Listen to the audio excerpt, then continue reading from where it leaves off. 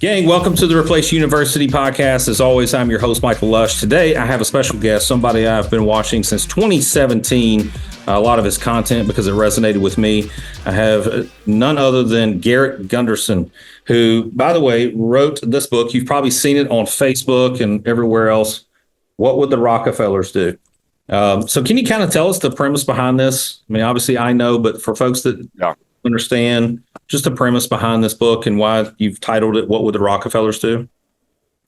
Well, I want to make legacy a more accessible conversation.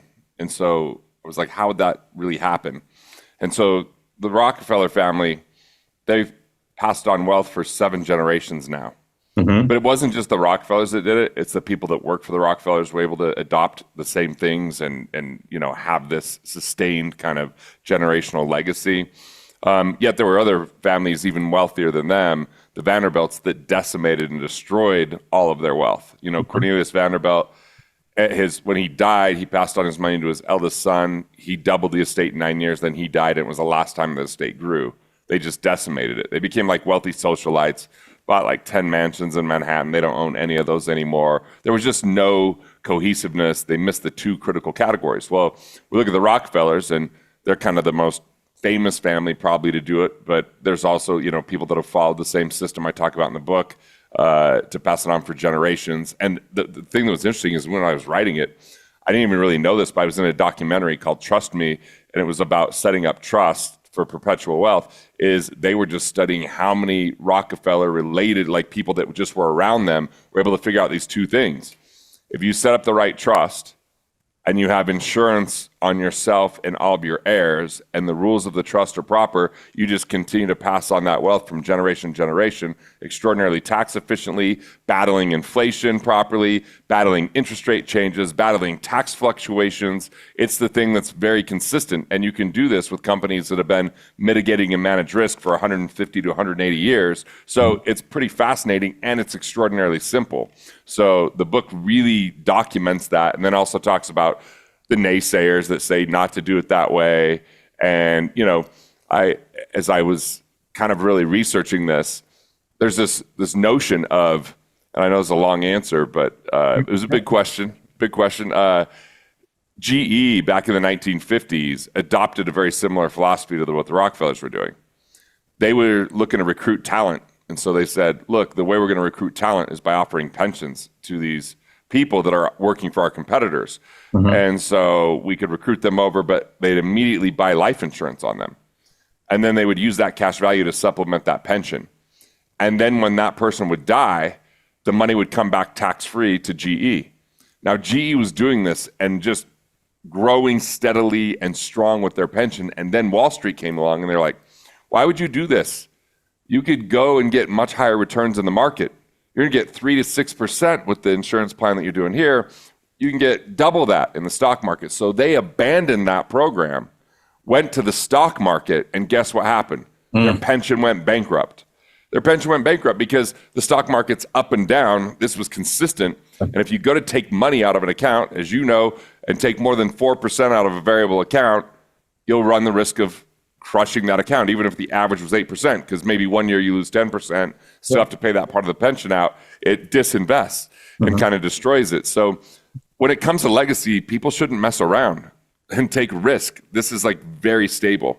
Let me guess, GE was probably doing this prior to the Great Depression as far as the insurance piece. And then when they abandoned it, was that a big part of the 1930s, 1933 when they went belly up? They were doing the insurance back in the 1950s. And then in the 1990s, when the stock market was really strong, they abandoned that and went with the stock market. And then the year 2000 came, big drop, 2001 drop, 2002 drop, 3 years in a row, decimates them, right? Then we go to 2008, even worse, right? So what happens is they go from something that works, but because of greed and false saleshood of like, hey, this is, look at what your average is going to be, but average versus actual are very different things. And, variable and volatile accounts versus stable accounts, very different things. And it's easy to sell risk. The problem is a lot of people don't end up with the money they thought they were going to have when they're buying into risk rather than managing risk.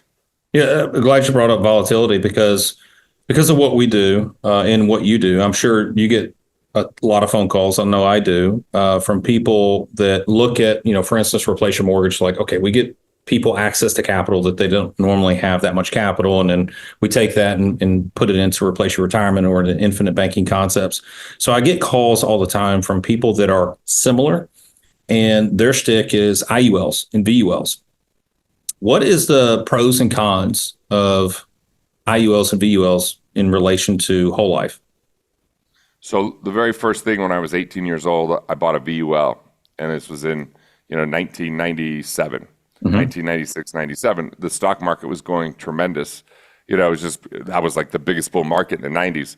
So they just showed me this illustration. First off, that was illegal. They showed me 18% a year because at the time there were years you were getting like 30%. Like, oh, it's, that wasn't sustainable.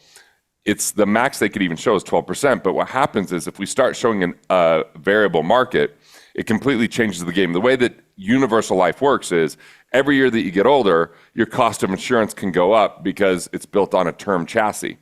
It doesn't really show it on the illustration because if your cash value increases, it starts to diminish those costs, right? It's kind of like they're only charging you for the difference between the death benefit and the cash value. So as you get older, you're older and it's going to go up in cost, but the cash value hides it, like I said. So here's the issue. In a variable universal life, when the market goes down, your cost of insurance goes up because you're losing money in the accounts and you're getting older. So you're actually having to sell those variable accounts, which are typically sub-accounts, which are mutual funds. So now it's taking a double dip. It's lowering in value.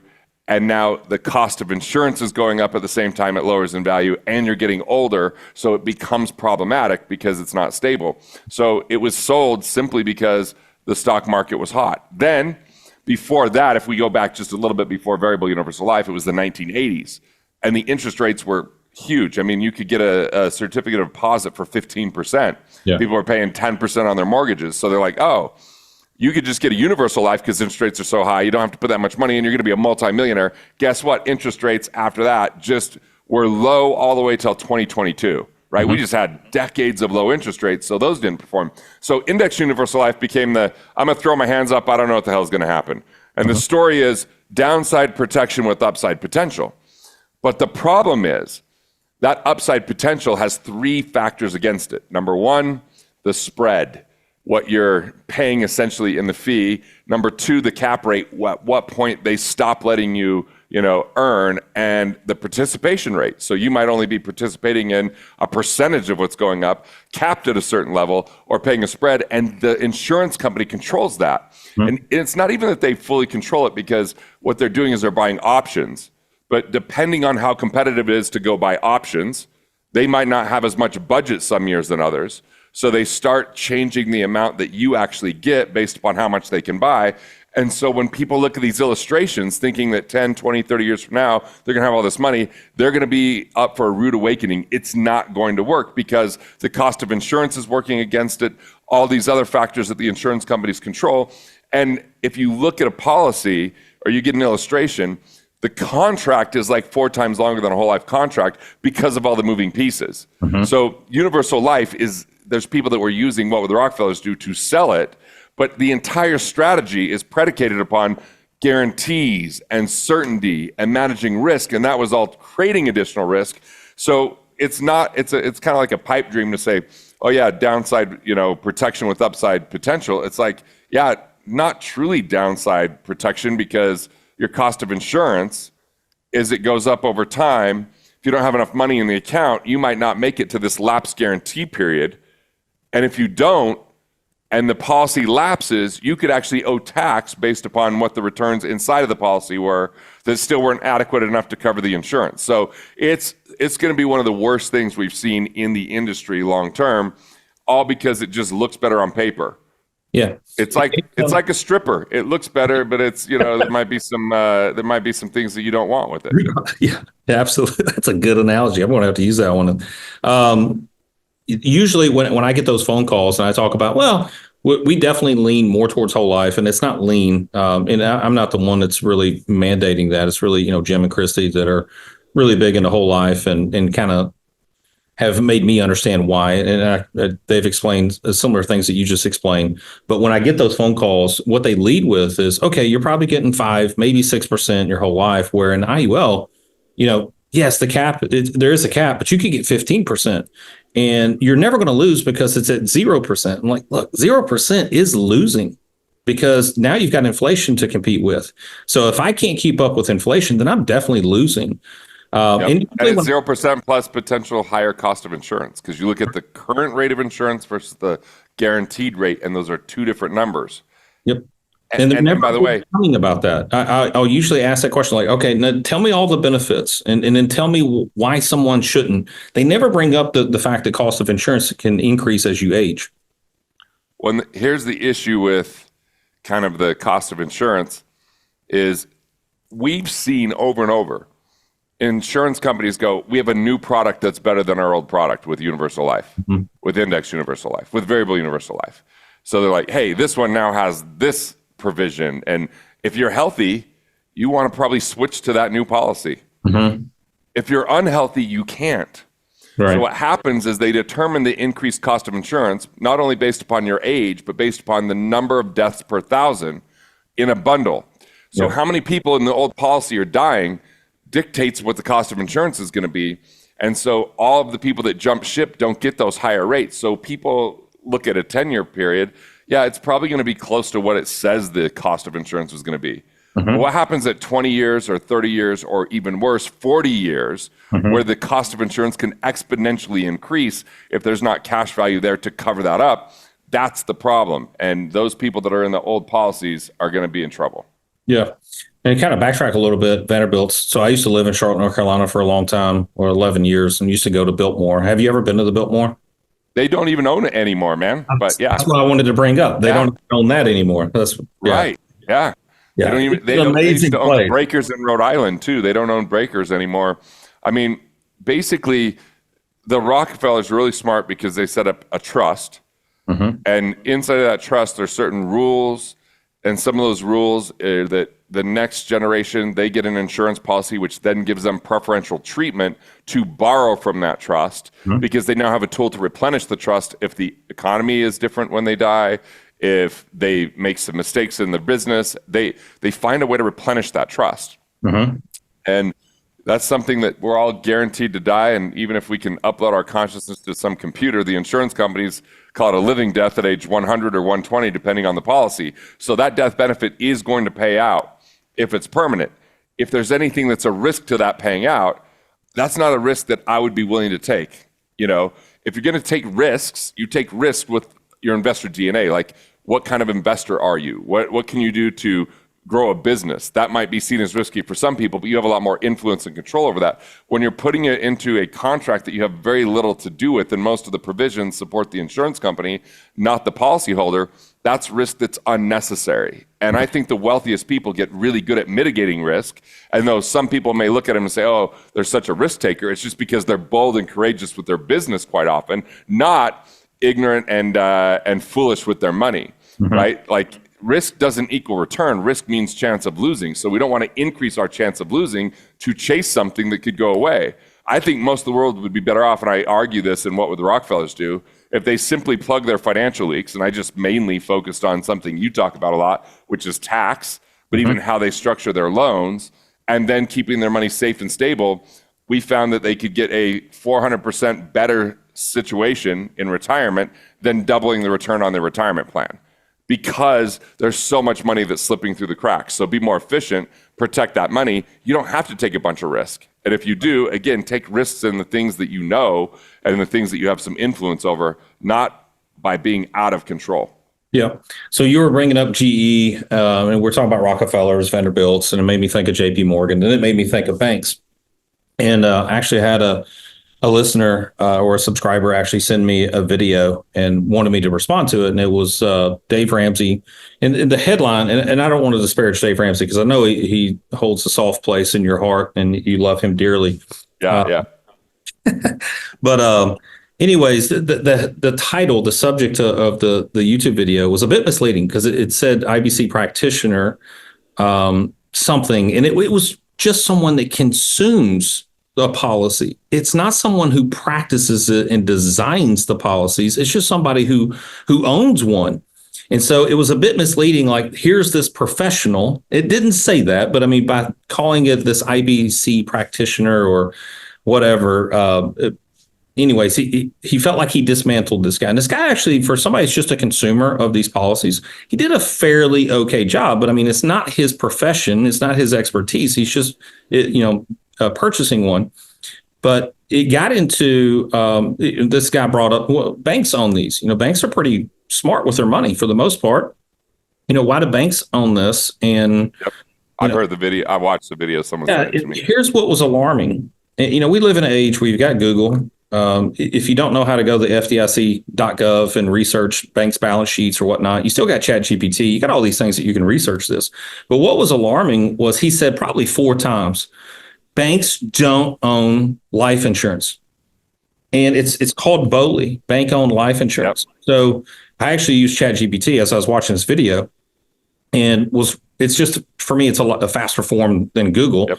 Or going to the FDIC.gov and researching balance sheets and just ask, how much does Bank of America have in BOLI? How much does Wells Fargo? How much does Chase, the PNC, US Bank? Man, it's in the billions. A lot of them will actually have more in BOLI, bank-owned life insurance, than they actually have in real estate holdings. Yeah. He's constantly saying they don't do it and they know better. They are smart with their money, because he can't say that banks are stupid with money. I mean, it's one of the, I wouldn't say the wisest, but it's so archaic and it's such a safe way of making money that it's not going to go away. We could have a nuclear holocaust and banks will still be lending money.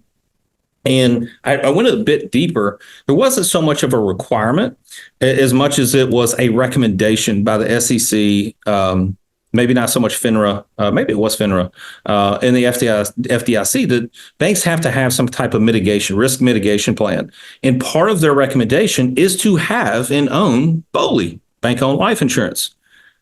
How does he get away with making these claims that no bank is stupid enough to own this when all you got to do is research the balance sheet? How's he not get in trouble? I don't know. I mean, he's got dogmatic followers too. Yeah, he does. But here's the entire framework of his mind. He's teaching to reduce expenses. Mm-hmm. And so he's considering insurance an expense without giving any credence to cash value. Right. Because someone's like, well, you could put more money in it through paid up additions. Like, why would you ever do that? And it's like, well, if I put $1 in and more than $1 comes out the other side, I would keep doing that, right? Mm-hmm. And if we look at it, over any 30-year period of time, if we take participating mutual life insurance companies, so not stock companies, there's a little more than a handful of these companies been around. They've always paid a dividend, been around for more than 100 years, A ratings, worth hundreds of billions, one's worth $1 trillion. Like, these are monster companies. And if we take any 30-year period, cash value from these companies has beat bonds. So if he's recommending bonds, which, by the way, is very incongruent to his philosophy, because he says avoid debt like the plague, yet he's fine with people lending money to a business, what's a business? It's made up of people. Mm-hmm. What's a bond? It's a loan. So I find that to be very interesting. He's basically saying, if you're an individual, you're not smart enough to borrow money, only corporations can, but you're going to lend your money to them, and that's somehow okay. And the thing is, when interest rates change, bonds go down in value. When interest rates, go up, you don't have that capital depreciation risk in insurance. So in a short period of time, like 10 years, bonds are going to beat cash value because you have to pay for the cost of insurance. It takes some time to grow, but you can access the money tax-free. It can grow tax-deferred. You can get rid of term insurance because you now have a permanent death benefit. You can use riders like accelerated benefit riders that allow you to tap into your death benefit for long-term care type of stuff in the future, which could be extraordinarily efficient. And if you're willing to look at it a longer period of time, you're going to beat any other fixed income assets. Yet he's saying, Why would you ever do it? Because he's only considering it as an expense, but there's more than one type of expense. Right. Yeah, get rid of destructive expenses, borrowing to consume. Lifestyle expenses, just pay cash. Protective expenses, address those. Asset protection, trust, taking care of life insurance and other insurances and liquidity. And then productive expenses. I put in $1 more than $1 comes out. I don't believe we should budget productive expenses. We put in as much as we can handle based upon what value it brings us. And if that ever diminishes or we can't keep up with it, then we don't keep adding to it. But to budget something that's working is a broken mindset. And unfortunately, because he's teaching people to budget as the primary way to build wealth, that's not the way to wealth. No one shrinks the way to wealth. Wealth is a game of expansion, value creation, serving others, solving problems. And the more value we add, the more money follows it. Look, that dude is an intellectual property giant. He's got like hundreds of millions of dollars coming in because of the content he produces. It's not because he budgeted. Where I'd like to call him to task is, I've seen videos where he's saying that he's earned 12% in the stock market since the, late 70s, early 80s, but he won't say what fund it is because it's not real. That hasn't happened, but he makes the majority of his money. He makes $70 million selling leads to financial advisors to sell loaded funds, which to me, the fact that he's selling loaded funds is incongruent as well, because he seems like he should be an index fund guy, low expenses, robo-advisors fund guy, but he's selling loaded mutual funds, which we've seen the numbers after 20 years. Most of them, meaning plus 90+%, don't beat, a managed fund doesn't beat an index fund. So again, it's like this big ecoverse where there's a conflict of interest, and he's so dogmatic about insurance for whatever reason, and he gets away with it because he's been sued a lot, but for whatever reason, it's insurance. I guess you could say what you want. You go against Wall Street, it gets a little bit more stringent. True. Should we back up and actually explain what IBC is, Infinite Banking Concepts? I know we talked about the Rockefellers. I know we're talking about bank-owned life insurance, but just for the folks that are hearing it for the first time, could you, 30-second overview of what we're actually describing? Yeah, so with the Rockefellers system, it's a little different than IBC. Yeah. Because we're emphasizing a little bit more value on the death benefit and the replenishing each generation, but ultimately where there's a commonality is insurance companies, especially mutual insurance companies, are stronger than banks with better preferential treatment. So all of a sudden we don't have to pay tax where we'd have to pay tax in a bank. We have protections from liability and bankruptcy, which that's not going to happen in our bank accounts. And when we look at how many banks have gone under versus mutual life insurance companies, banks are a lot more fragile than insurance companies. So it's a different place where we store our money. And rather than locking it away in an IRA or a 401k or something like that, you have access to it along the way if the right opportunities might come up. And so, it's a place where I don't always use my cash because sometimes I'm focused on other things, but when the opportunities come, I've got the cash that is in the account that I can capitalize. I bought real estate with it. I bought businesses with it. I launched a book with it. I can use that cash when there's a better opportunity, but I want to make sure that it's going to earn a minimum return and pretty safely before I'd ever touch that cash value, because that's just my really stable medium term kind of cash. And then I try to I use less than 30 days of money in a bank at any given time. Everything else is in cash value because I get way more benefits in my cash value. So what I'm doing is using this to eliminate the need for banks for my posterity, for my heirs, that they would never have to go borrow from a bank. We can earn that interest rather than have the bank earn that interest. We can have our own underwriting rules. We can have, preferred interest rates. We could do a lot of different things because when you can move swiftly, there's where the best deals get handled. Like the cabin that I bought, if I couldn't have moved within 10 days, I wouldn't have got it. There were other offers on it, Deals love speed. Love speed. Yeah, Jim explained it to me this way. There are four parties to any banking transaction. You got the bank owner, the banker, the borrower, and the depositor.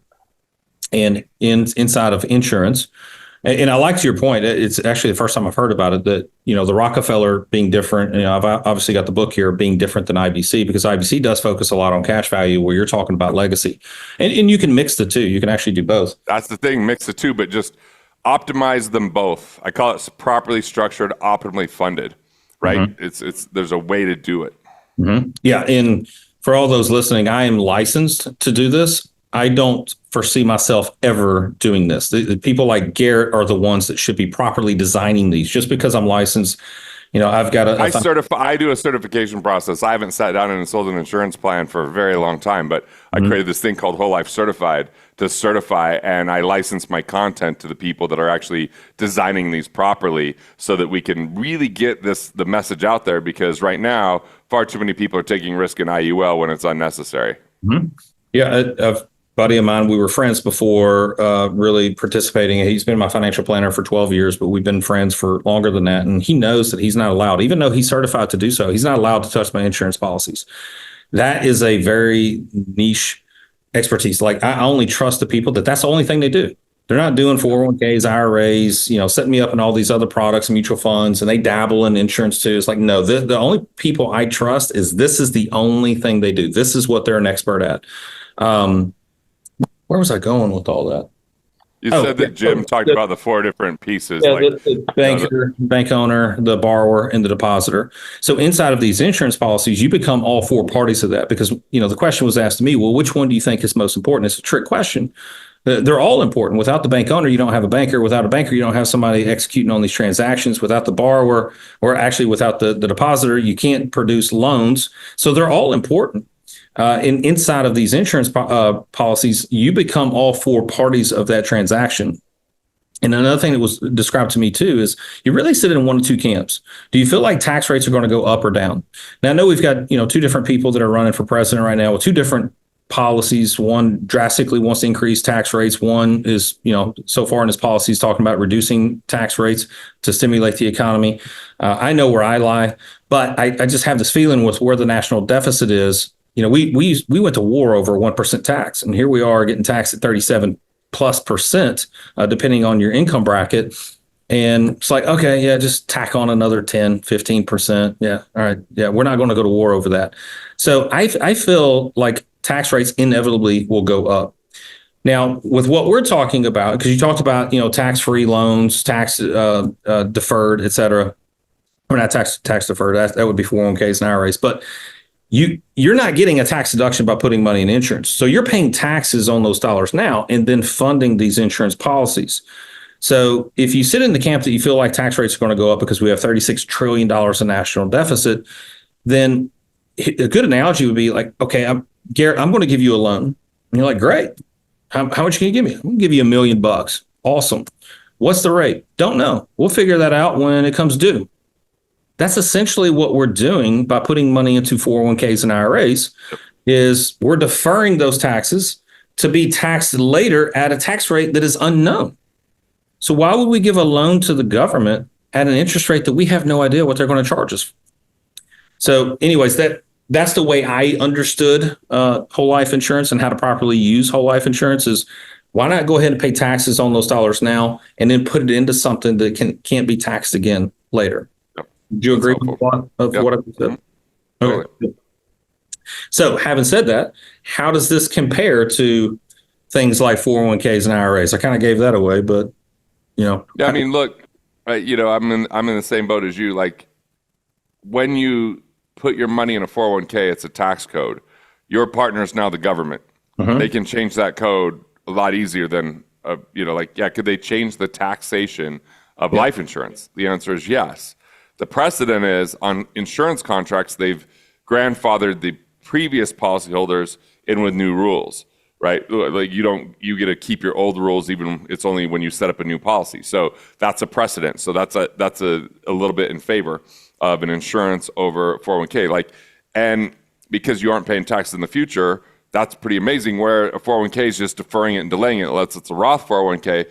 And that's like saying what you said. Hey, here's your business partner. It's the government. Who wants to partner with the government? What I trust the government to do is stupid stuff. I trust them to do stupid stuff with money. So, I don't want to let them tell me what their percentage of the partnership is at the time I go to get the money, and that I can't get that without penalty or restriction before a certain age, and that there is no cash flow along the way. It's just an accumulation vehicle, and it's riddled with a ton of fees for a lot of people. Now, look, insurance has a lot of fees, especially if it's not designed properly. So we have to understand both sides here.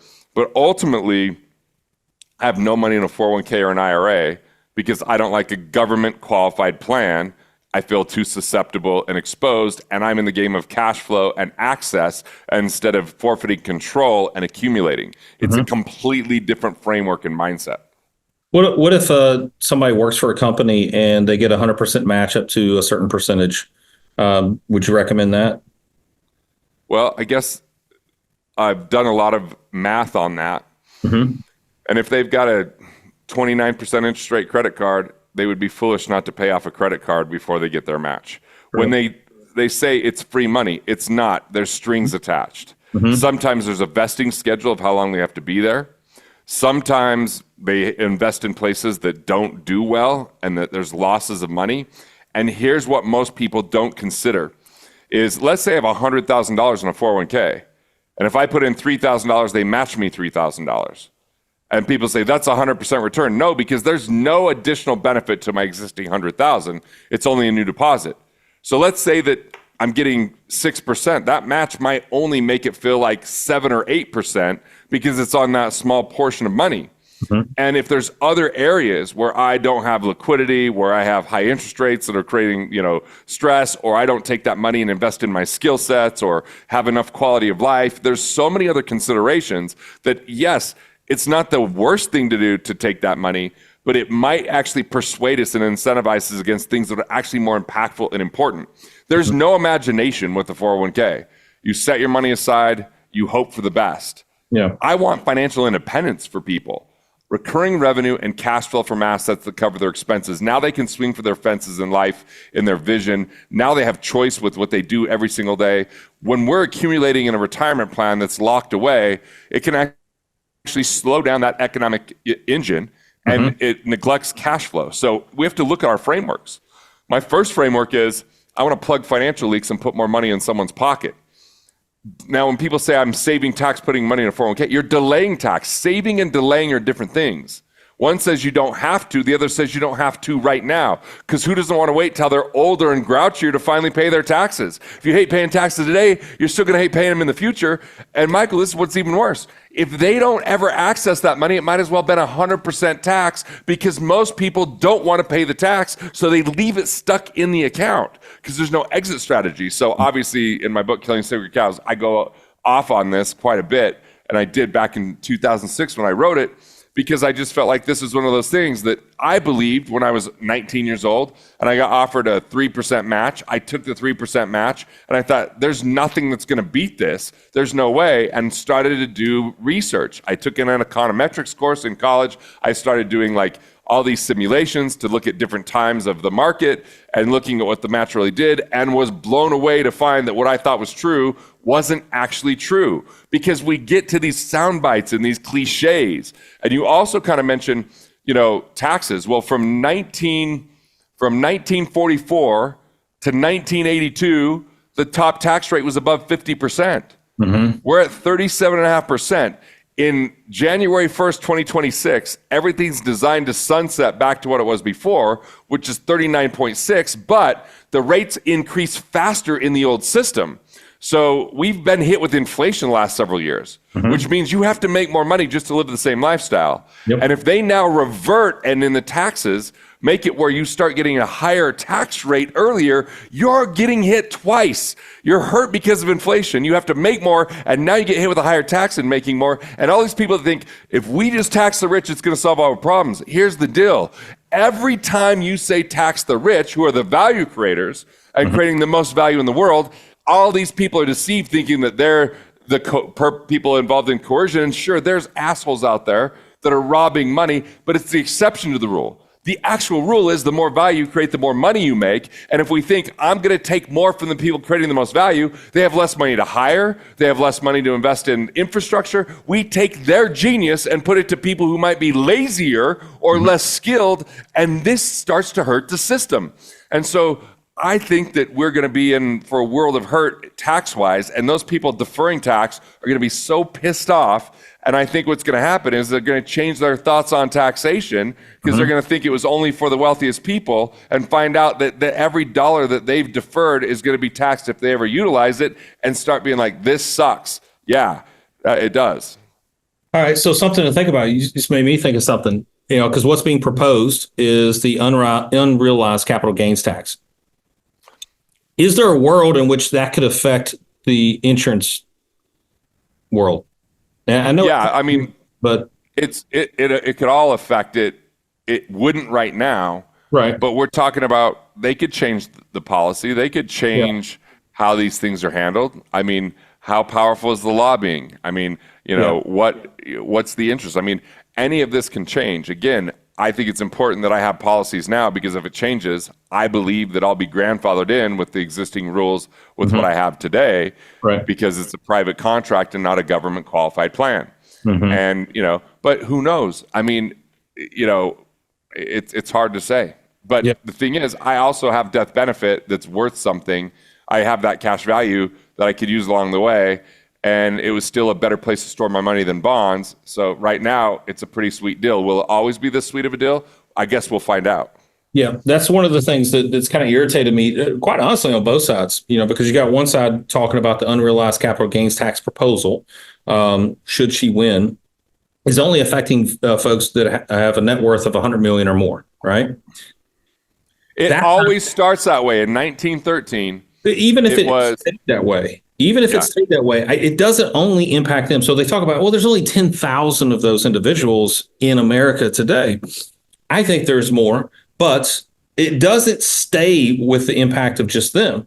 Because now, like for instance, me, the majority of my net worth is wrapped up into my businesses. At some point, I'm going to exit, or I'm going to exit without exiting, bring on board members, and then, maybe do an ESOP, stuff like that. But that's a lot of my net worth is wrapped up into my businesses. Same thing with people that are worth $100+ million. Most of their net worth is wrapped up into their businesses. Okay, so they own a business. And I did the research on this, and I wish I had the exact numbers, but it's overwhelming majority of the people that have 100 million plus net worth are business owners, entrepreneurs. Yeah. First generation too, not second generation, not inheritance or anything like that. First generation entrepreneurs. So what do? They have a business that does what? They delegate. They employ people. So now you're forcing them to pay a tax on something that they have not yet realized. So they're either going to have to take a loan out on the business, or they're going to have to cut cost. If they cut costs, what are they going to do? Cut jobs, right? So that's why I say it doesn't only impact the people with $100 million in net worth. It's increase everything to make customers pay more. Mm-hmm. Yeah. Right. And then on the right side, a lot of the talking heads are like, imagine if you're a middle-class American, you own real estate, it's worth 150, and in 10 years it's worth 250. Now you got to pay taxes on that 100 grand. That's not true either when you actually read the plan. So both are wrong, but both are right at the same time. It is going to impact everybody. It's just that they don't understand basic economics. And you talk about is the value creators. So they're creating values. People can vote with their dollars too.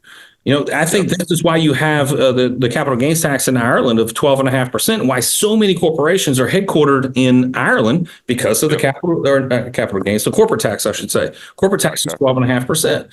So they can vote with their dollars. They have more freedom than middle-class Americans because they have the capital to just move their businesses, et cetera. Like you see a lot of folks from California that move to Texas. Joe Rogan, Elon Musk, et cetera. They move to Texas because it's a better tax environment. People can vote with their dollars and their feet. And think about it. People have so much disdain for tax that they'll leave beaches and beautiful weather because of tax and go to humidity and concrete. Yes. Yeah, I've been to California so many times, and I'm just like, this is so beautiful, perfect weather, environment, you name it. It's amazing. And then they just screw it up by overtaxing people. Yep. Yeah. All right. So last question. What is the most creative way either you or a client has used their insurance policy? For a reason. Yeah. There's been some super creative ways. Like I don't know if this is like the most creative, but this is my favorite way. Mm-hmm. One of my early clients had already had a whole life insurance policy because his son was in the business and sold it to him. Mm-hmm. And this guy was selling his business. And he was like, I guess I'm just going to pay the tax. I'm like, well, are you charitable? He was like, yeah, he had this education thing that was a big deal for him. He wanted to fund it. like it would go to all these different third world countries, and it was helping provide this education. And so I was like, well, you could actually donate your business to a charitable trust, and then when it sells, you could fund that charitable trust. You're the first beneficiary. You could take income during your lifetime, and then when you die, the remaining amount will go to the charity. He's like, yeah, but what about my family? I'm like, well, you already have a death benefit.